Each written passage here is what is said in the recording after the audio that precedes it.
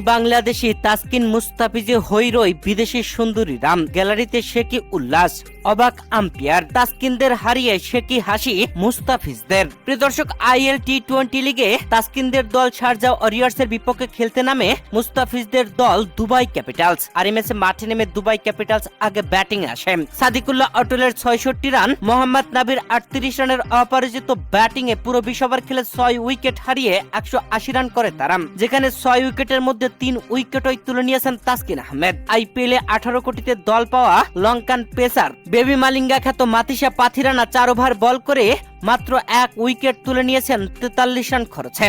আর Taskin Ahmed 4 over বল করে 40 run খরচে 3টি উইকেট তুলে নিয়ে দলের সেরা বোলিংটাই করেছেন। প্রিয় দর্শক, মুস্তাফিজদের দল দুবাই ক্যাপিটালসের দেওয়া 181 রানের টার্গেটে ব্যাট করতে নেমে শারজা ওয়ারিয়র্স সেভাবে ব্যাটিং এ দাঁড়াতেই পারেনি।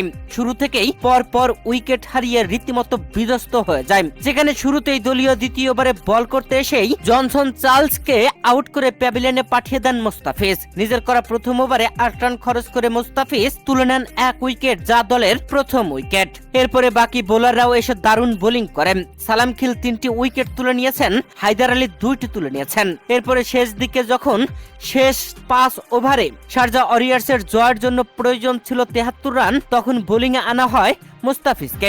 দ্বিতীয় ওভারে কিং মুস্তাফিজ বোলিং এসে দারুণ বোলিং এ চমকে দিলেন। 16তম ওভারে বল করতে এসে প্রথম 4 বলে 5 রান খরচ করে ফেলেন মুস্তাফিজুর রহমান, তবে উইকেট নিতে পারেননি।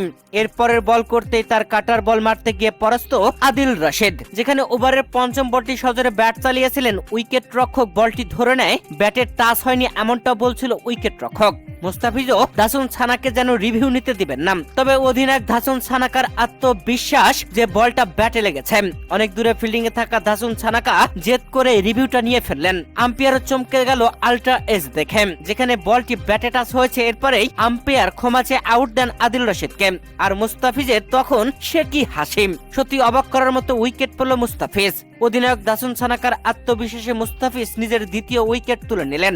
এবারে মাত্র 5 রানে খরচ করেন মুস্তাফিজ, যেখানে এরপরে মোহাম্মদ নাবি বোলিং এসে পরপর 2 উইকেট নিয়ে শারজা ওয়ারিয়র্সকে একদম অল আউট করে দেন। 117 রানে অল আউট হয়ে যায় তাসকিনদের শারজা ওয়ারিয়র্স। 63 রানের অসাধারণ জয় তুলে নিয়েছে দুবাই ক্যাপিটালস। আর দুবাই ক্যাপিটালসের এই জয় উপভোগ করেছে গ্যালারিতে আসা সমর্থকেরা। বিদেশের সুন্দরী তরুণীরা তো মুস্তাফিজ তাসকিনদের বোলিং দেখে অবাক। 2 বাংলাদেশি আজ রীতিমতো মন জয় করা বোলিং করেছেন।